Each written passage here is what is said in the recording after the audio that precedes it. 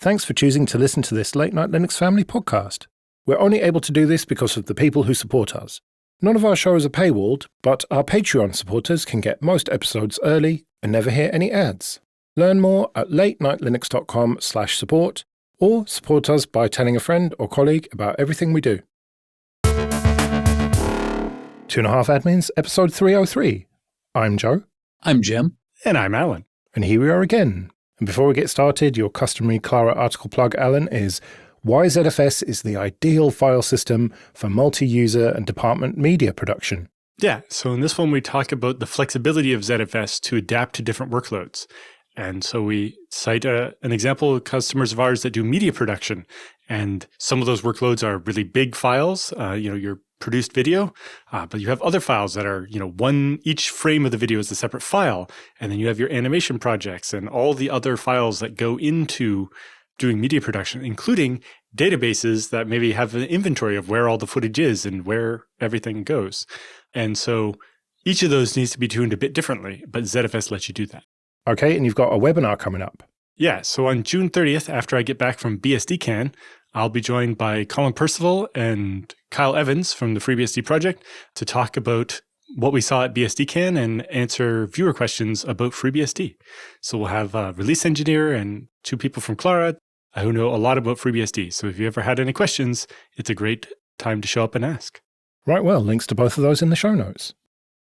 Password manager Dashlane suspends customer accounts amid brute force attacks. Yeah, so this is not necessarily always the wrong thing to do, but basically someone was trying to log into a specific Dashlane account and trying too many times, so they would lock the account and have some process for unlocking it that I'm not exactly clear on, but it meant that now you're locked out of your password manager until you perform the recovery, which does stop somebody from brute forcing it and maybe eventually getting your password, because you should limit the number of attempts that the attacker has.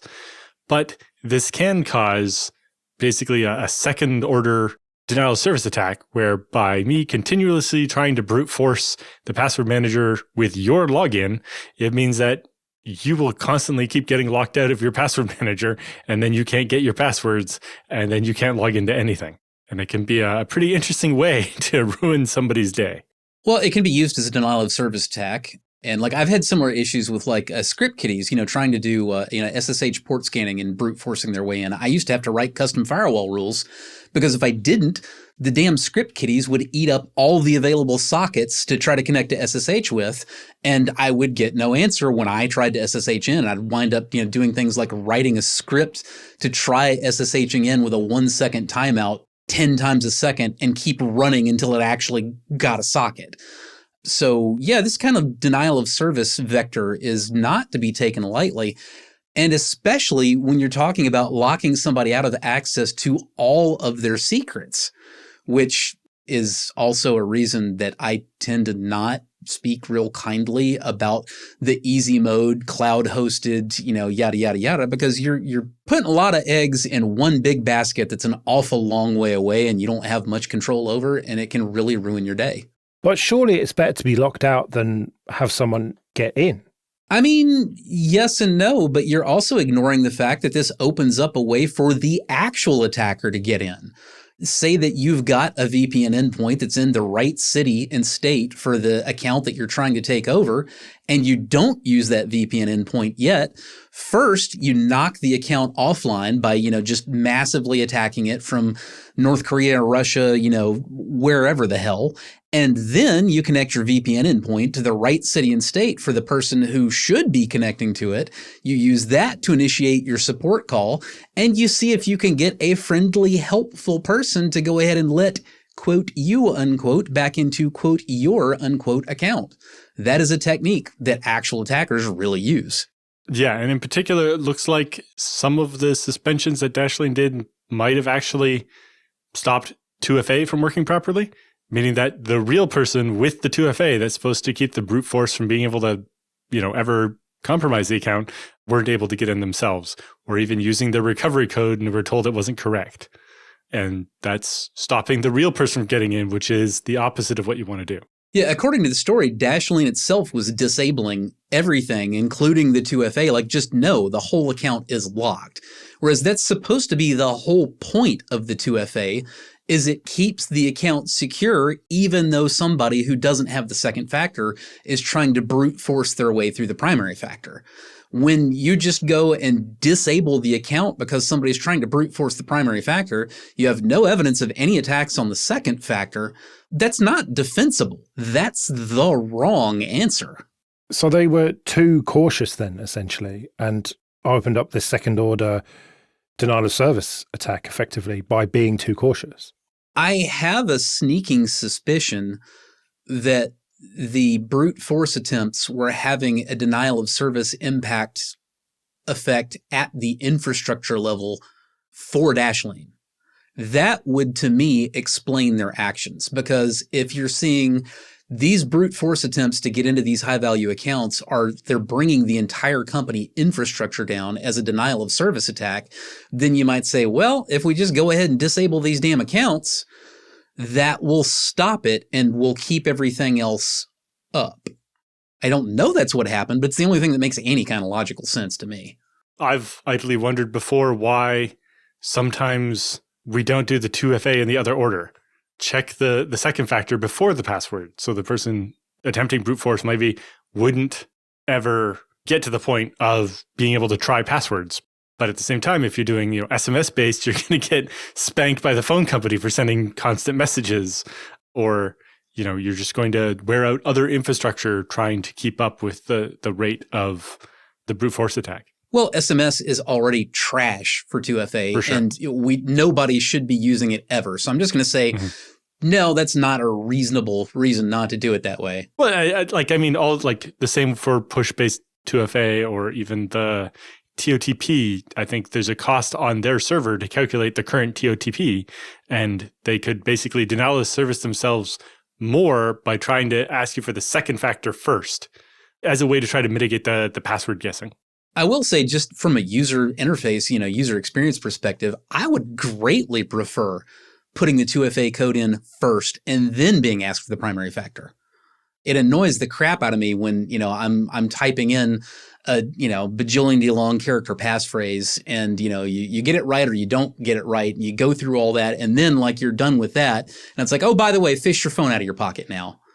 I don't guess it actually makes a real difference, but just in terms of what my monkey brain would tolerate, I think I would definitely rather put in the TOTP first and then get hit with the primary challenge. The one that's annoying me the most right now is Slack, where I enter my email address, solve a CAPTCHA, then it sends me an email with a 6-digit code, and then it asks me for my 6-digit code from the 2FA app. There's a reason they stopped saying 2FA and started saying MFA. And it was because so many people are starting to get hit with multiple second, and I'm doing the air quotes thing here, factors. Microsoft announces Coreutils for Windows, derived from Rust Coreutils or Uutils. This is a turn up for the books, isn't it? It's long overdue. Coreutils gives you your basic commands. grep is the one that really stands out to me. Something that once I learned on Linux, it has pissed me off for decades that Microsoft didn't provide basic tools like grep. Of course, for a long time now, you've been able to get a perfectly functional grep if you install the Windows subsystem for Linux, and you can get into the WSL prompt, and you can grep through your NTFS file systems from there, and that was certainly better than nothing. But the really big thing out of providing this new Coreutils port is that it's a unified Coreutils that will work in your native Windows terminal or in your Windows subsystem for Linux if you've installed one. Yeah, I've been having some version of something like this, usually GNU Win32, going all the way back to, I think, Windows 98, but if not, definitely Windows XP. Cygwin. GNU Win32, I think, was the MingW. It was natively compiled. It wasn't Cygwin. But yes, some version of something like this, because I needed the sort command in my Windows shell to be able to get anything done ever. I did, for a little while, learn how to use the Windows find command, which is their kind of version of grep. Unlike the find command on Unix, which is actually searching for files, their version of find is kind of like grep, but in every way far inferior. But yeah, I've kind of lived by having something like this for 20 plus years, 25 plus years of using Windows. So it'll be nice to finally have real versions of it. In particular, the fact that it seems they adjusted some of these tools to work properly with the different Windows line endings and do the right thing most of the time. However, there is at least one tool which will notably be missing from Coreutils for Windows, as Alan noted off-air prior to the show. Apparently, a DD, they say perhaps it will be useful in the future. I know that's missing from, I think, GNU Win32 as well. And there's a WinDD, and it's very different because the way you specify a device name isn't dev, ADA0 or dev SDA. It is //device dot blah, blah, blah. And trying to use something like DD on Windows has been rather inconvenient. So it'll be nice to see if they get somewhere with that, but that's interesting. And they also have a table on the GitHub where they talk about the conflicts. The fact that, there is, for example, the dir command or the expand command or the more command, which are built into the DOS command line and so won't be the same thing. And with both commands exist, the DOS one will win, and you'll have to, specify a longer path if you want the real Unixy version. And kill won't work. Yes, the kill command will not work because Windows doesn't have signals, and so it's not really the same thing. Although I feel like you could map that somewhat to something like task kill, which is the Windows shell command that can do kind of the same thing. Although it's a bit closer to kill all than kill itself. You could absolutely one-to-one map the functionality of kill-9. I'm not sure if you could one-to-one map the functionality of just a standard kill issued with no arguments. I think you ought to be able to. Right, or weirder stuff like kill-hup or kill user1, etc. Well, this has made me learn about a command that I had no idea existed, and that is rmdir, but it only works for empty directories. Yes, I use it frequently to make sure I delete the empty directory, not something else that might still have a file in it. I hadn't thought of that. Right, yeah, I'd never heard of it before. I'm going to start using that, I think. I think I learned it on Windows, but it also exists on Unix. Yeah, rmdir is absolutely a Windows command, and there is a flag on Windows to make it recursively remove things inside the directory as well, although it does not by default. Because in particular, it is a Windows NT thing. Because on DOS, it was called del tree. Yeah. To delete a tree of directories, and it was not the same thing. Yeah. I think the conflict between the versions of more is probably the least problematic one to consider. For one thing, you can't script something with more that's purely interactive, so you're not really going to break anything else. For another thing, Windows More absolutely sucks balls, as, most Windows versions of a real command tend to. And finally, the third, and I think this is the most important thing, the people who are reaching for the Unix-like behavior are probably not going to pipe to more. They're going to pipe to less, just like they do on most of the Unix-like variants these days. Mohan, who's a patron, wrote to us, I was wondering if you read this article from Phoronix. FreeBSD Foundation Executive Director tries daily driving FreeBSD on laptop. If so, what are your thoughts? Obviously, the exec and I have different definitions of daily driver. I would daily drive for more than 10 minutes a day. What they're referring to there is the goal they set out, I think it was a New Year's resolution, was to try to use the FreeBSD laptop every day for at least 10 minutes, which is maybe a little different than using it as a daily driver. New Year's or April Fool? I think it was New Year's when it started. I wasn't very closely following it on LinkedIn.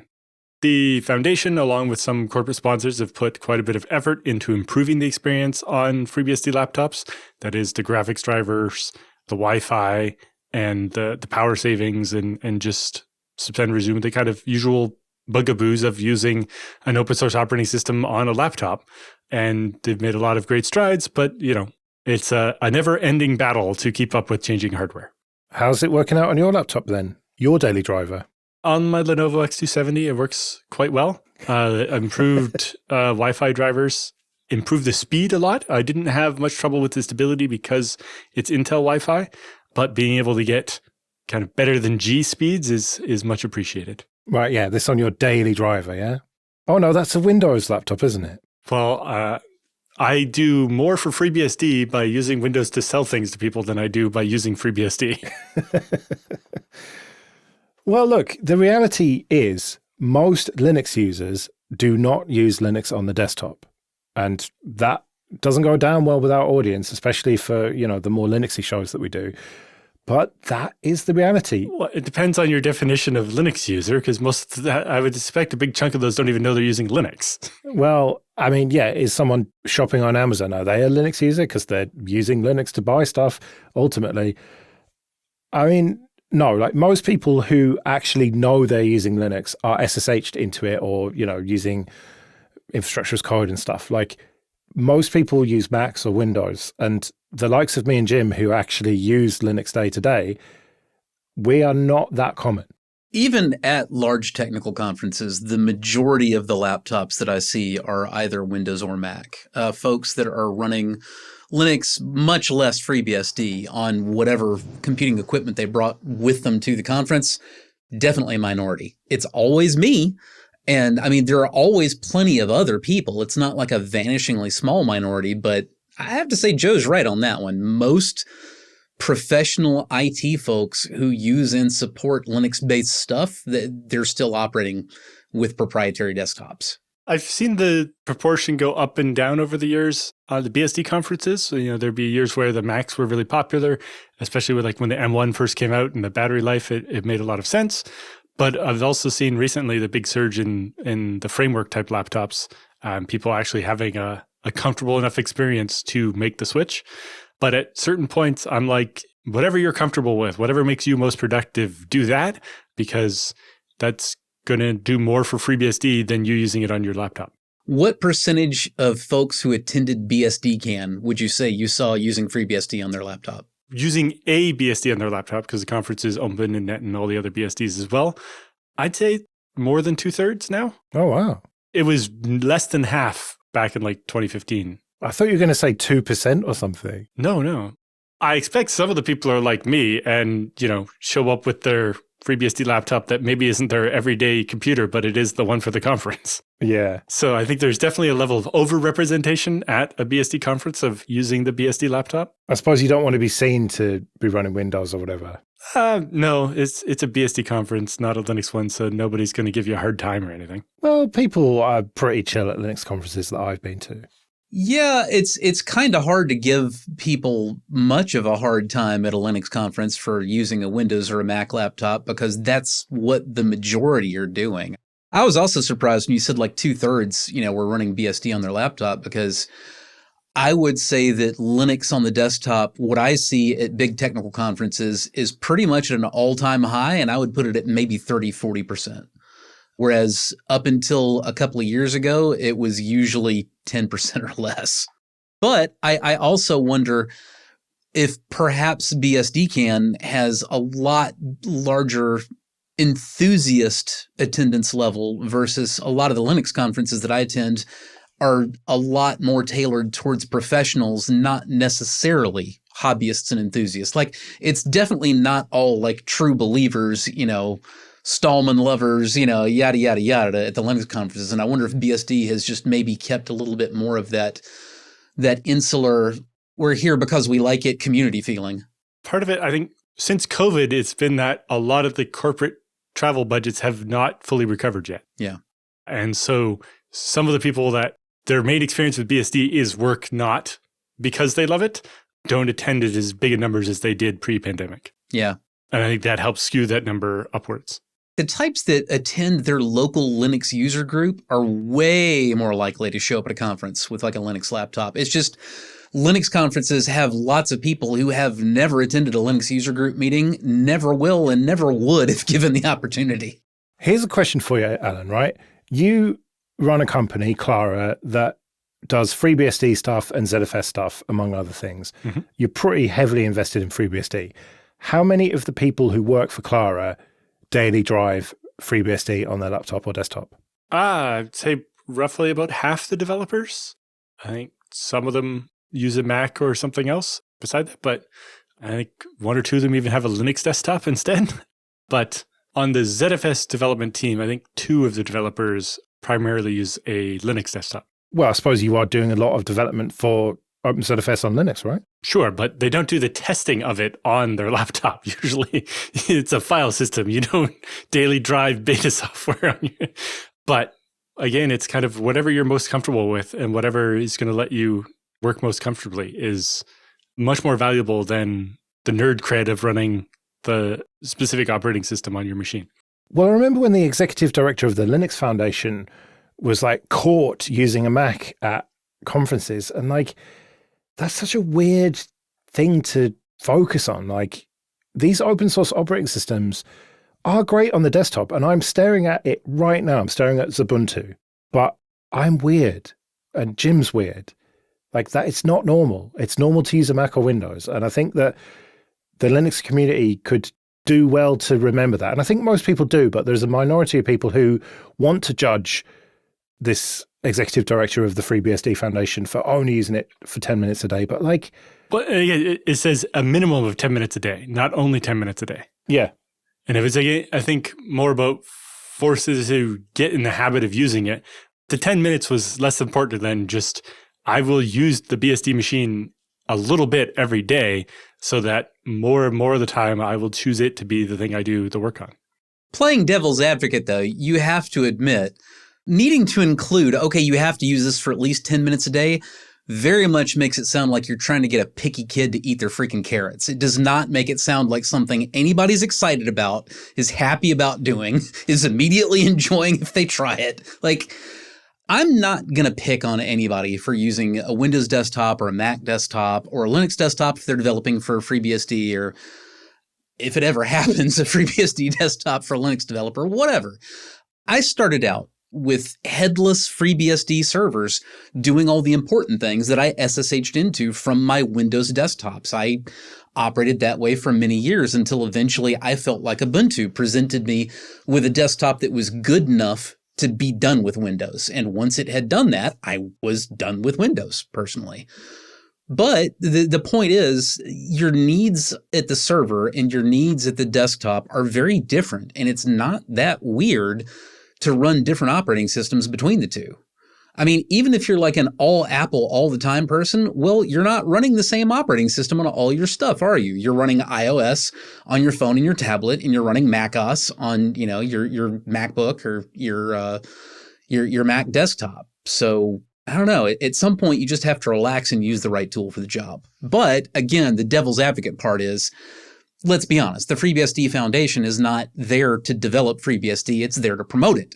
And the executive director is not doing the best job of promoting it when the story comes out that, you know, and it's, well, you have to use it for 10 minutes a day. But at the same time, when you're trying to form new habits, if you're comfortable with your Mac and you every time you try FreeBSD, it's like, well, I can get my work done, but it just doesn't feel as comfortable. If you don't have a forcing function, you're never going to use it enough to start to get comfortable there and not constantly retreat back to what you're familiar with. Whether this is, you know, quitting smoking or using a new operating system, sometimes you kind of have to force yourself to use the thing enough to start to get comfortable with it and not feel alien all the time. You'll notice I very specifically said this is about PR. Yeah.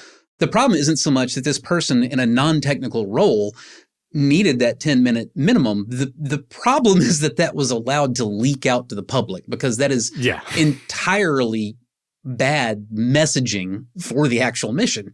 Yes, I would agree with you there. But just remember this, it is never okay to judge another person's technological choices unless you do it silently in your own head. Or unless they have a really obnoxious wallpaper. Let's do some free consulting then. But first, just a quick thank you to everyone who supports us with PayPal and Patreon. We really do appreciate that. If you want to join those people, you can go to 2.5admins.com/support. And remember that for various amounts on Patreon, you can get an advert-free RSS feed of either just this show or all the shows in the Late Night Linux family. And if you want to send in your questions for Jim and Alan or your feedback, you can email show@2.5admins.com. Eric writes, my wife and I just bought a small house for my mother-in-law to live close to us. My first thought was to set up her house just like ours, OpenSense and wired access points. But then I thought maybe I should keep it really simple. She's not technical at all, so as long as YouTube works, I should be fine. I've never had a reason to look into regular consumer stuff like Amazon Eero or whatever comes with Spectrum Internet. Have any of you ever had a reason to look into it or use it? Simple would be good, but I don't want it to be shit either. Something that is secure and maybe stays updated on its own. Well, I've certainly had a reason to look into it, between both Wirecutter and Ars Technica hiring me to review consumer mesh Wi-Fi products. And my recommendation here would be the Amazon Eero. I think it's a no-brainer for the situation you're describing. You don't want to blow money on the Eero Pro or, the Wi-Fi 7 version or, anything crazy. You want the cheapest 3-piece kit off of Amazon. It's not quite as good as, a proper setup with wired backhaul and wired access points, but it's disturbingly close given how little hardware it really is, just a few dual band APs. It gets really, really close in terms of the actual, browsing user experience to the level of quality you would expect out of a proper, fully wired access point type network. So I would definitely recommend that. It all gets managed from a smartphone app, which I certainly don't love that, but you're asking for basically what's the best kind of normal people friendly internet hardware, and that is 100% my recommendation. Yeah, I'm in almost the same situation as Eric, except for mother-in-law is moving into my old house, so I kind of just left some infrastructure behind for her to inherit. But part of that was it's bridged with WireGuard instead of something else, so that I can use my same Omada controller from my house and kind of manage both networks and just make it work. But similar concerns is I need something kind of, it's different than the spouse approval factor at my house. It's a little bit different, but it would affect the spouse approval factor at my house if her mother is complaining. And so, yeah, keeping it simple really can be the easiest way. But you might want to look at using something not necessarily going as complicated as OpenSense as the router, but having some kind of VPN so that you can be on the LAN at the other house to reach the admin interface for the Eero to be able to troubleshoot without having to go over there. That's not necessary because it's controlled via a smartphone app, not via a web interface. So what Alan's really recommending, and I was about to get to this, and it depends on how technical your mother-in-law is. Some not very technical family members will get really upset at having Wi-Fi that's managed from your phone and not theirs. Others don't ever want to touch anything, and they just want you on the hook at all times to make things work, in which case having the Eero app on your phone and, using it to control their stuff can absolutely be a lifesaver because they can complain about the internet and you can open up the app on your phone and immediately see, okay, is their Eero actually reaching the internet or not, which can be a huge step towards troubleshooting. You can also see which devices are connected, which access points they're connected to, what the signal levels are, like all this kind of stuff can be found right there in the app. So whether you let her have it on her phone or not, I would definitely recommend that you install the app on your phone and make sure that it's set up to log into her account. All that said, though, I did install the TP-Link ceiling-mounted access points for my parents' house, and that was all wired backhaul. And apart from when the ISP shits the bed, I've not had any complaints at all. And they've had the extended family over with loads of devices, and it's worked absolutely great. Is there really that much ongoing maintenance as long as you are relatively close and can go around and, reboot stuff occasionally when it needs to happen? I don't think there's enough ongoing maintenance to talk about, but you are glossing over the need to wire the house first. And I suspect that is a lot of what's driving this. I didn't wire my father-in-law's house. I didn't wire my aunt-in-law's house. I gave them both mesh solutions that fixed what they needed, and I drove the hell away. I think it's not realistic to undersell just how attractive that, look, this isn't my house and I don't want the responsibility of running wires and hanging things. I just want to be like, here's 3 things that we sit on a shelf and we drive away and they're happy. That's powerful. Right, well, we'd better get out of here then. Remember, show@2.5admins.com if you want to send any questions or your feedback. You can find me at joelrest.com/mastodon. You can find me at mercenariesysadmin.com. And you can find me at alanjude.com. We'll see you next week.